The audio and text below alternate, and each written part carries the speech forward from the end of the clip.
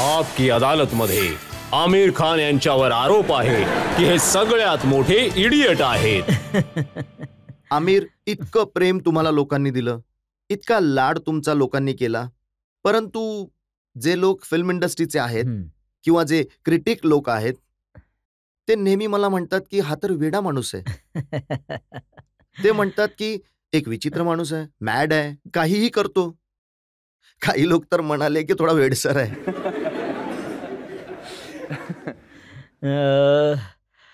हा आरोप तर मला म्हणजे मान्य करावं लागेल की खरंच मी खूप वेडा आहे. म्हणजे हे की ॲक्च्युली मी माझ्या मनाला फॉलो करतो आणि जे काही डिसिजन असतात ते सहसा खूपच इम्प्रॅक्टिकल असतात. तर लोकांना हे वाटतं की हा काय मूर्खपणा करतोय. अच्छा, मला पण वाटतं की इम्प्रॅक्टिकल आहेत की जेव्हा मी डिसिजन घेत असतो की हा यार गोष्ट तर बरोबर आहे करायला तर नको आहे, परंतु माझं मन म्हणतं की यार हे करायलाच पाहिजे. मी तुम्हाला एक एक्झाम्पल देतो. जसं की आम्ही बनवला होता चित्रपट रंग दे बसंती. आता रंग दे बसंती जेव्हा राकेश मेहराने मला गोष्ट ऐकवली, तर गोष्ट मला ज्या दिवशी ऐकवली त्याने मला गोष्ट ऐकली, मला खूप आवडली ती. मी त्याला म्हटलं की मेहरा, तुला एक गोष्ट लक्षात येते का की आता 2च महिने झालेत की 4th भगतसिंग आणि आझाद यांची फिल्म रिलीज झाली आहे आणि काही विशेष नाही चालली आहे, आणि 2 महिन्यानंतर आता तू मला ही गोष्ट सांगतोय ज्यावर पुन्हा भगतसिंग आणि आझाद यांच्यावरती फिल्म बनते. तर आम्ही 5वी रिमेक बनवतोय भगतसिंग आणि आझाद यांच्यावर.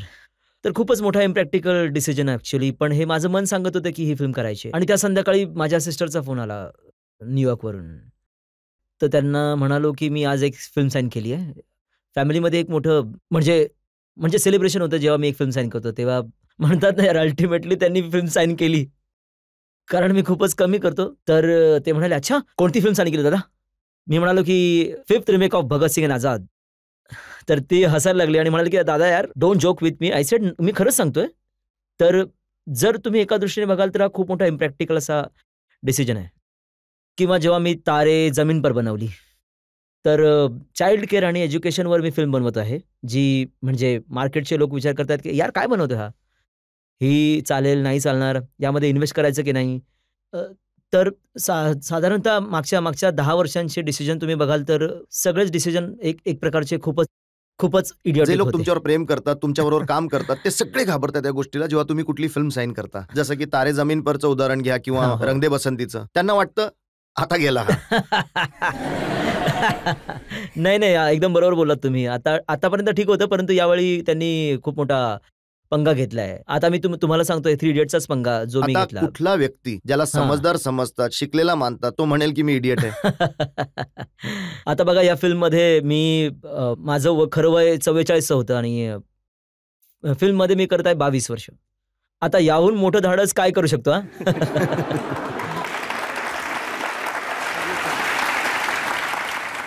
तर हा खूपच स्टुपिड डिसिजन घेतला आम्ही लोकांनी. बघूया आता काय होतं. तुम्ही लोक सांगालच. इथे जे लोक बसलेत ते म्हणतात की तुम्ही वाटतात 22चे. नाही.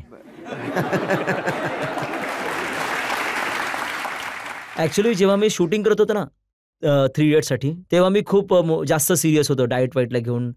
आता शूटिंग कंप्लीट झालंय तर मग थोडा रिलॅक्स झालोय मी. थोडा खातो पितोय. तुम्ही खूप पोटभर खाल्लं गजनीमध्ये.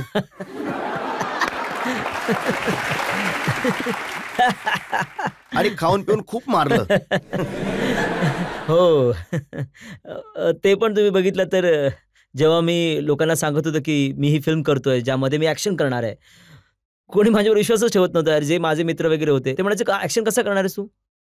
20 लोकांना मी मारणार आहे. तर लोक म्हणत होते की पब्लिक कसं विश्वास ठेवणार तुझ्यावर, तू असं करणार आहेस तर? तर मी म्हटलं की मी बॉडी वगैरे बनवणार आहे. तर ते बोलले की यार, आम्हाला तर वाटत नाही की असं कधी होईल. तर हा एक मोठा अनयुज्युअल डिसिजन होता. तर फिल्मची रिक्वायरमेंट होती, ती मी केली. आय थिंक कसं केलं? खरं तर वेट ट्रेनिंग मी कधीच केली नाहीये आयुष्यामध्ये. जेव्हा मला हे फिल्मसाठी करावं लागलं तर मी एक चांगला ट्रेनर निवडला. त्याच्याबरोबर मी काम करणं सुरू केलं आणि जसं मी ट्रेनिंग सुरू केली तर मला रिअलाईज झालं की मी हा जो विडा उचलला तो बहुतेक मुश्किल होणार आहे. कारण की ही जी बॉडी बिल्डिंग आहे ते ओव्हरनाईट नाही होणार आहे. It takes 4-5 years to develop proper physique. 4-5 वर्ष लागतात. आता शूटिंगसाठी इतका वेळ नव्हता. तर मी खूप वेडेपणाने काम सुरू केलं त्याच्यावर. म्हणजे मी दिवसातून 3-3.5 तास वर्कआउट करायचो आणि खूपच स्ट्रेनियस वर्कआउट. आठवड्यातून 6 दिवस, 1 दिवस आराम करायचो मी. आणि खूप काही शिकायला मिळालं याच्यातून, की बॉडी बिल्डिंगमध्ये डाएट खूप महत्त्वाचं आहे. तुम्ही जे अन्न खात असता ते खूपच बॅलन्स असणं गरजेचं आहे. तुम्हाला रेस्ट खूप गरजेची आहे. तुम्ही 8 तास झोपावं खूप गरज आहे फिजिक्ससाठी. मला पण माहीत नव्हतं की मी किती यशस्वी होईल, किती मी बनवू शकेल, परंतु ठीकठाक होऊन गेलं. I think finally. खूप चांगलं झालंय आणि लोकांना ते आवडलं सुद्धा. आणि आता मला वाटतं की 15 मिनिटं होणार आहेत, कुठे तुम्ही विसरलात तर नाही?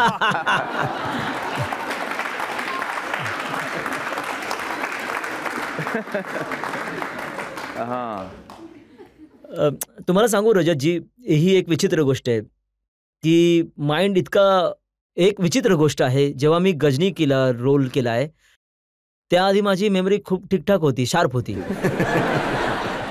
आणि गजनी केल्यानंतर मी गंमत नाही करते, खरंच गजनी केल्यावर माझी मेमरी खूप वीक झाली.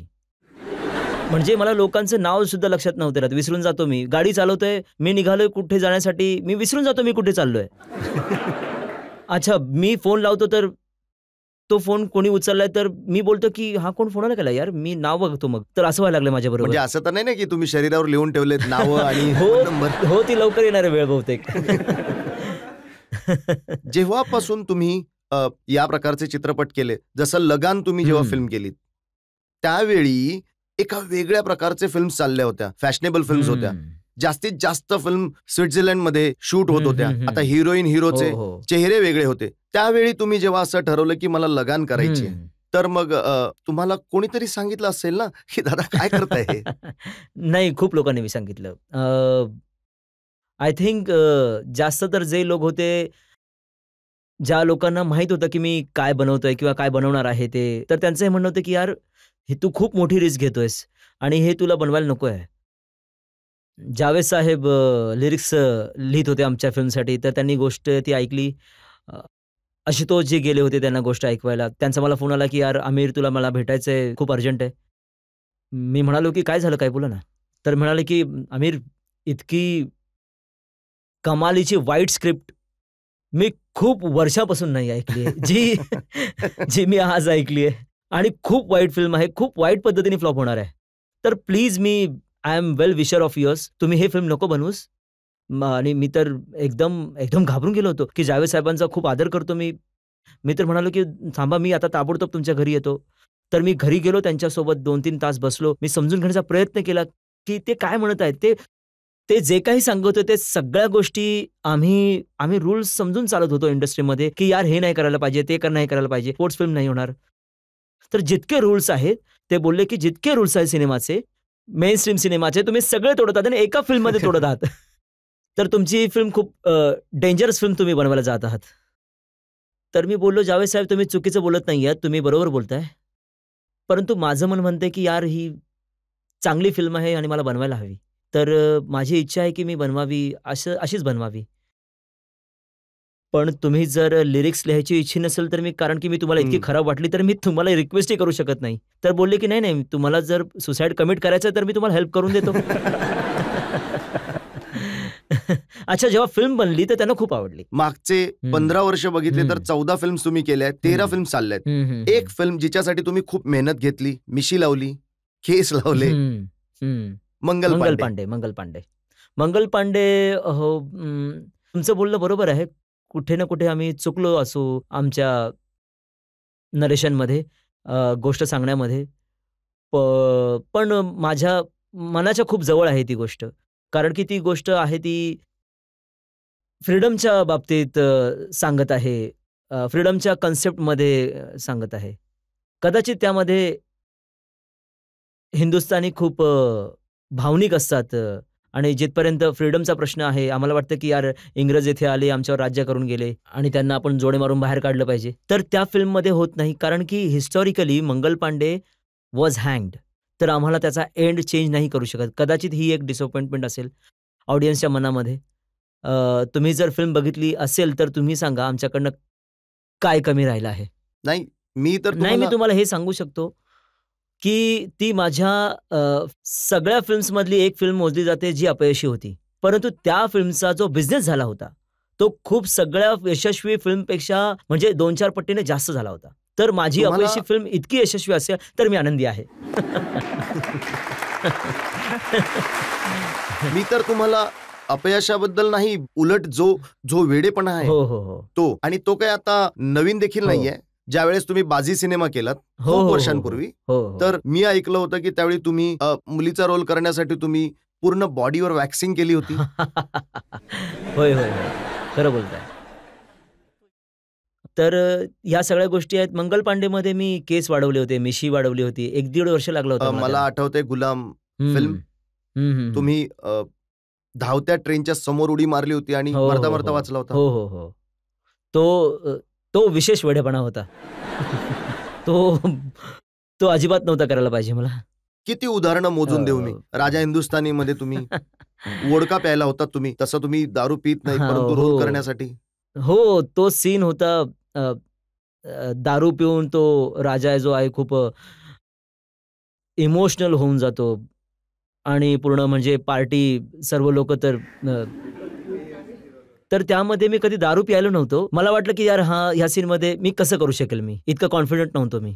आणि मला नेहमी भीती असते की यार मी वाईट शॉट नको द्यायला. आता जर माणूस ड्रंक आहे तर मग, आणि मी स्वतः कधी दारू नाही प्यायलोय आयुष्यामध्ये, तर मी कसं करू शकेल तो सीन मला लक्षात येत नव्हतं.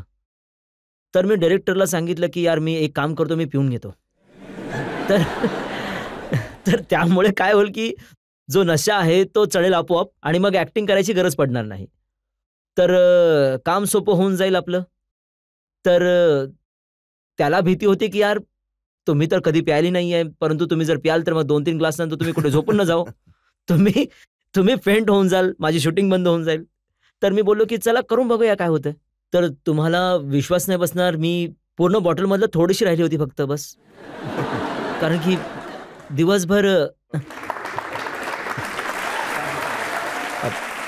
शूटिंग चाललेली, काही सीनच्या 8-10 तास शूटिंग चाललं होतं. तर प्रत्येक अर्ध्या तासानंतर तो येऊन जात होता तो ग्लास घेऊन. आणि म्हणजे पहिल्या 2 ग्लासानंतर तर जेव्हा मला प्यावं लागत होतं, तर मला ऑलमोस्ट उलटी येत होती. कारण की मला सवय नव्हती and I was not used to it. So it was very, त्याची टेस्ट खूप विचित्र होती. सिस्टमला सवय नव्हती या गोष्टींची. आता सवय झालीये मग? नाही, सवय तर अजून पण नाही झाली आहे. त्यानंतर तुम्ही दारू पिणं नाही सुरू केलं? नाही, मी तर दूरच राहतोय ह्या गोष्टींपासून, जितकं शक्य असेल तितकं. इतके सारे वेडेपणाची उदाहरणं मी बघितली. हो. मग सगळ्यात मोठा वेडेपणाचा ऍक्ट कोणता होता?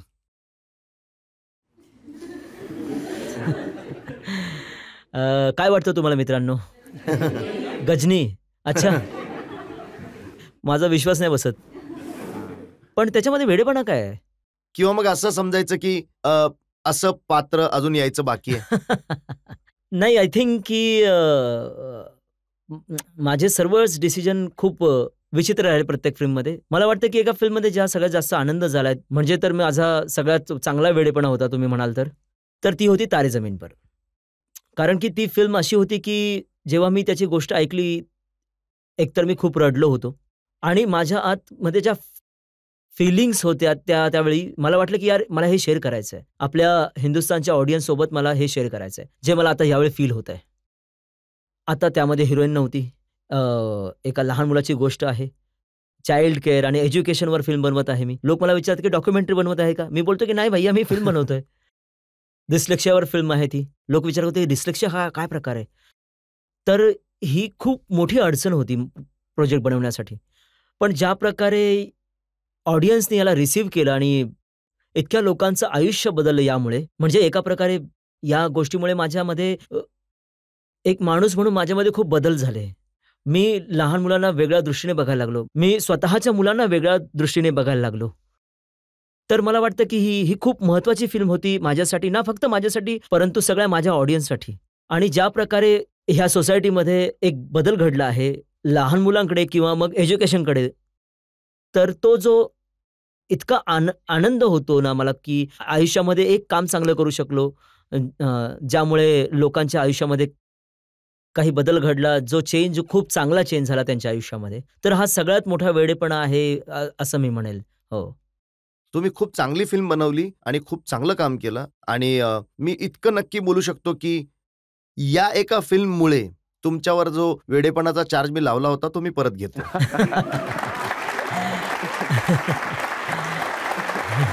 तर मग मला वाटतं की तुमच्या करिअरमध्ये पहिला चार्ज परत हो. घेतला असेल.